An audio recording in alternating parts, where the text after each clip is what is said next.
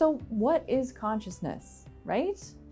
Because if you Google it, the definitions are all over the place. Are you conscious? Am I conscious? When I wake up in the morning, does that mean I'm conscious? And there's so much, we're trying to figure out so many layers to this. But after many years of research, what I've figured out, and what's the best way to look at this is, consciousness is awareness. There are many different kinds and levels of awareness. Now, there's a lot of talk about being conscious or being woke, but really, fundamentally, very few people have any kind of consciousness that is fifth dimensionally beyond human aware. That's just not happening on a daily basis. That might happen, and I believe it does, for some people some of the time in very small little ways, as far as, in space-time. But here we are three-dimensional beings, and we are not that conscious in that sense. So let's look at our consciousness. There are two fundamental kinds of awareness that we can have. One awareness is based in the perception that you and I are different. Somebody's got to win, somebody's got to lose. It's divisive. It's me or them, us, them, or right and wrong. There's the right way to do something, there's the wrong way to do something. So, get it right. All of that is based in this sort of left brain, I'm going to capture, contain, and control everything. And if you look at that, it's war. It's a lot of what we do in business. And for the most part, it's war and conflict. If you and I are constantly battling to figure out who wins and who loses, who's going to get the upper hand, what do I get out of it?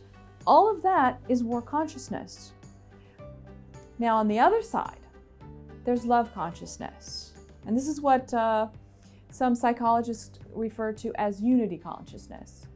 And it's a form of awareness where we're a little more objective, we're a little more open-minded and flexible. What does that mean? It means that I consider that maybe you and I are not competing. Maybe we're complementary. Maybe if we come together, we can do more from that place, and that's a better place to be. This is a place of being connected with other humans, being connected with the planet, being connected with animals, being connected with life, nature, and even being connected with what we're doing. In a day's job, in your daily job, you will interact with people and things. How do you treat those people and those things? Are they just stuff? Stuff that can be discarded or moved around or broken? Or do they have more value than that? When we're in a state of love consciousness, things have more value, which brings us to a state of satisfaction, which is something that most of us need. It alleviates suffering, which is what all of us need.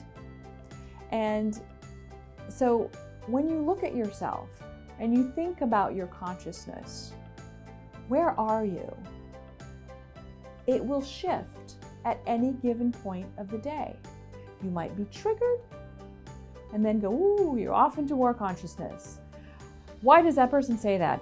What's wrong with them? Why are they getting in my way? Why didn't they do this thing?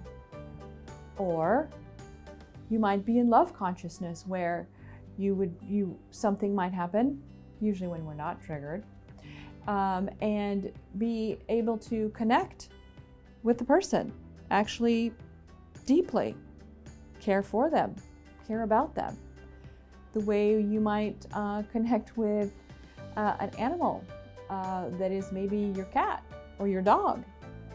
We love our pets. And What is happening when we're loving our pets? We're taking an animal. I mean, most of us eat them, right? Most of us eat animals. So how can this animal have such importance in our lives?